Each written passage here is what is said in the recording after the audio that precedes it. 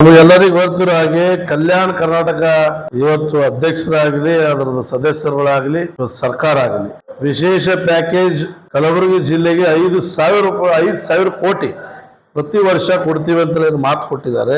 ಸಂತೋಷ. ಆದ್ರೆ ಆ 5,000 ಕೋಟಿ ಅದರಲ್ಲಿ ಅಧ್ಯಕ್ಷರೇ ಹೇಳಿದ್ದಾರೆ, ನಾವು ಮೊದಲನೇ ಆದ್ಯತೆ ಶಿಕ್ಷಣ ಕೊಡ್ತೀವಿ, ಶಿಕ್ಷಣದಲ್ಲಿ ಏನೇನು ಲೋಪದೋಷಗಳಿವೆ, ಕಟ್ಟಡಗಳಿವೆ, ಶೌಚಾಲಯಗಳಿವೆ, ಅದೆಲ್ಲನ್ನ ಬಗೆಹರಿಸ್ತೀವಿ ಎಂಬ ಮಾತನ್ನ ಕಲ್ಯಾಣ ಕರ್ನಾಟಕದ ಅಧ್ಯಕ್ಷರು ಮತ್ತು ಅವರ ಸದಸ್ಯರು ಮತ್ತು ಸರ್ಕಾರ ಹೇಳಿದ್ದು ನೀವೆಲ್ಲರೂ ಕಂಡಿದ್ದೀವಿ. ಆದರೆ ದುರ್ದೈವ ಮೊನ್ನೆ ಫಲಿತಾಂಶ SSLC ತಾವು ನೋಡಿದ್ದೀವಿ. ರಾಜ್ಯದಲ್ಲೇ ನಾವು ಕೊನೆ ಸ್ಥಾನವನ್ನು ಪಡೆದಿದ್ದೀವಿ. ಇದರ ಬಗ್ಗೆ ಅಧ್ಯಕ್ಷರು ಏನು ಹೇಳ್ತಾರೆ ಮತ್ತು ಈ ಸರ್ಕಾರ ಏನು ಹೇಳುತ್ತೆ ಎಂಬುದು ನಾನು ನೇರವಾಗಿ ಪ್ರಶ್ನೆ ಕೇಳಲು ಬಯಸ್ತಾ ಇದ್ದೀನಿ.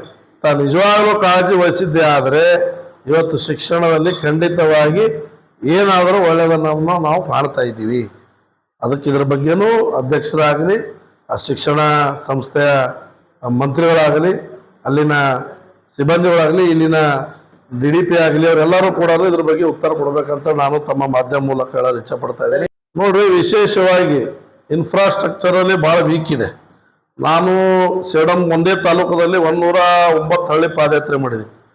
ಆ ಸಮಯದಲ್ಲಿ ನೋಡಿದ್ದೀನಿ ನಾನು, ಸ್ಪೆಷಲಿ ಮಳೆಗಾಲ ಬಂದಂತ ಸಮಯದಲ್ಲಿ ಮಕ್ಕಳಿಗೆ ಹೊರಗಡೆ ತೊಗೊಂಡು ಹೋಗಿ ಕೂಡಿಸಿ ಪಾಠ ಮಾಡಿಸ್ತಾ ಇದ್ರು. ಯಾಕಂದ್ರೆ ಛತ್ ಬೀಳ್ತದೆ, ಸೋರ್ತಾ ಇದೆ, ನೀರು ಸೋರ್ತಾ ಇದೆ ಅಂತ ಒಂದು ಹಲವಾರು ಶಾಲೆಗಳು ನಾನು ನೋಡಿದ್ದೀನಿ.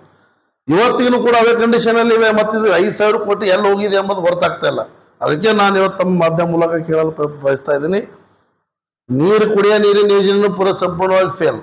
ಇವತ್ತು ಎಜುಕೇಶನ್ ಕೂಡ ಫೇಲ್, ರಸ್ತೆಗಳು ಕೂಡ ಫೇಲ್. ಮತ್ತು ಇವತ್ತು ನೇಮಕಾತಿಗಳಾಗಬೇಕಿತ್ತು. ಈ ಭಾಗದೊಳಗ 17,000 ಇವತ್ತು ಎಂಪ್ಲಾಯ್ಮೆಂಟ್ಗೆ ಖಾಲಿ ಇದೆ ಹುದ್ದೆಗಳು, ಅಲ್ಲಿನೂ ಕೂಡ ನೇಮಕಾತಿ ಮಾಡೋಕ್ಕೆ ಸರ್ಕಾರದಿಂದ ಆಗ್ತಾ ಇಲ್ಲ. ಮತ್ತು ಏನು ನೀವು ಡೆವಲಪ್ಮೆಂಟ್ ಮಾಡ್ತಾ ಇದ್ರಿ? ಇಬ್ಬಿಬ್ಬರು ಕ್ಯಾಬಿನೆಟ್ ಮಿನಿಸ್ಟರ್ಗಳು ಕಲಬುರಗಿ ಜಿಲ್ಲೆಗಿದ್ದೀರಿ. ಸುಮ್ಮನೆ ಪೇಪರಲ್ಲಿ ನಾನು ಅದು ಮಾಡಿದ್ದೀನಿ ಇದು ಮಾಡಿದ್ದೀನಿ ಅಂತ ಹೇಳ್ತಾ ಇದ್ದಾರೆ ವಿನಃ ಇದಕ್ಕೆ ಯಾವತ್ತೂ ಕೂಡ ಇಂಥ ಒಂದು ಮೇನ್ ವಿಷಯಗಳಿಗೆ ಅವರು ಭಾಗವಹಿಸ್ತಾ ಇಲ್ಲ. ಹೇಳ್ತಾ ಇದ್ದೀನಲ್ರಿ, ಮುದ್ದಾದ ಮಕ್ಕಳು, ಪಾಪ ಅಮಾಯಕ ಮಕ್ಕಳು ಇವತ್ತು ಸಾಯ್ತಾ ಇದ್ದಾರೆ. ಅದೇ ಈ ಪಲ್ಗಾಮದಲ್ಲಿ ಅಟ್ಯಾಕ್ ಆಯ್ತು, ಟೆರರಿಸ್ಟ್ ಅಟ್ಯಾಕ್ ಮಾಡಿದ್ರೆ ಅದಕ್ಕೆ ಅವರು ಅಮಾಯಕರು, ಇಲ್ಲಿಂದ ಕೂಡ ಅಮಾಯಕರ ಮಕ್ಕಳು ಯಾರಲ್ಲಿಂದ ಬಲಿಯಾಗಿ ಇವತ್ತು ಸ್ಕೂಲ್ ಗೋಡೆಗಳನ್ನ ಕುಸಿದು ಬಿದ್ದು ಸಾಯ್ತು ಹೋಗ್ತಾ ಇದಾರೆ. ಅಂದ್ರೆ ಇವ್ರಿಗೆ ಏನ್ ಅನ್ಬೇಕು ನಾವು? ಅವ್ರು ಟೆರರಿಸ್ಟ್ ಆದ್ರೆ ಇವ್ರುಗಳೇನು? ಸರ್ಕಾರ ಆಡಳಿತದಲ್ಲಿ ಇದ್ದಂಥವ್ರು ಏನು, ಮತ್ತೆ ಮಂತ್ರಿಗಳು ಏನು? ಯಾರ ಜವಾಬ್ದಾರಿತವನ್ನು ತಗೋತಾರೆ ಇದಕ್ಕೆ? ಅವ್ರಿಗೂ ಪನಿಷ್ಮೆಂಟ್ ಆಗ್ಬೇಕು. ಇದಕ್ಕೆ ಯಾರು ನಿಷ್ಕಾಳಜಿ ವಹಿಸಿದ್ದಾರೆ? ಬಿಲ್ಡಿಂಗ್ ಬೇಕಾಗಿದೆ ಅಂತಂದ್ರೆ ಅಲ್ಲಿ ಶಾಲೆನೇ ಕಲಿಸ್ಬೇಡ್ರಿ, ಬಂದ್ ಮಾಡ್ಬಿಡಿ ಶಾಲೆ. ಎಲ್ಲಿವರೆಗೆ ಅದು ರಿಪೇರಿ ಆಗೋದಿಲ್ಲ ಅಲ್ಲಿವರೆಗೆ ಅಲ್ಲಿ ನೀವು ಕೂಡಬಾರ್ದಂತ quality control department, PW department ಯಾರು ಕಟ್ಟಡ ಮಾಡಿದ್ರೆ ಅದಕ್ಕೆ ಸರ್ಟಿಫೈಡ್ ಮಾಡಿ ಅಲ್ಲಿ ಕೂಡಿಸ್ಬಾರ್ದು.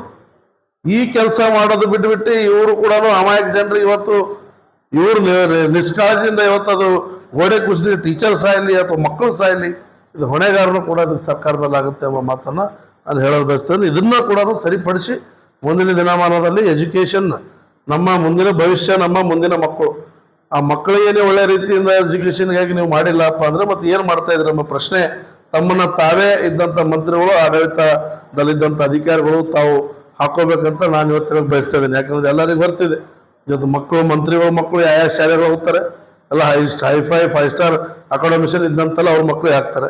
ಇಲ್ಲಿ ಬಡ ಜನರು, ದುಡ್ಡು ಇಲ್ಲಾರ್ದವ್ರು ಇವತ್ತು ಸರ್ಕಾರ ಇವತ್ತು ಶಾಲೆಗಳು ಹೋದ್ರ ಇವತ್ತು ಛತ್ ಕುಸಿದು ಬಿದ್ದರೂ ಏನು ಪರ್ಯಾಯವಾಗಿ 2 ಲಕ್ಷ 1 ಲಕ್ಷ ರೂಪಾಯಿ ಕೊಟ್ಟು ಅವ್ರಿಗೆ ಶಾಂತತೆ ಹೇಳಿ ಬಿಟ್ಬಿಡ್ತಾರೆ. ಇದು ನಮ್ಮ ದೇಶದ ಪರಿಸ್ಥಿತಿ, ವ್ಯವಸ್ಥೆ. ಇದನ್ನ ಮುಂದಿನ ದಿನಮಾನದಲ್ಲಾದ್ರೂ ಕೂಡ ಬದಲಾಯಿಸಿ ಅಂತೇಳಿ ನಾನು ಆಗ್ರಹ ಮಾಡ್ತೀನಿ.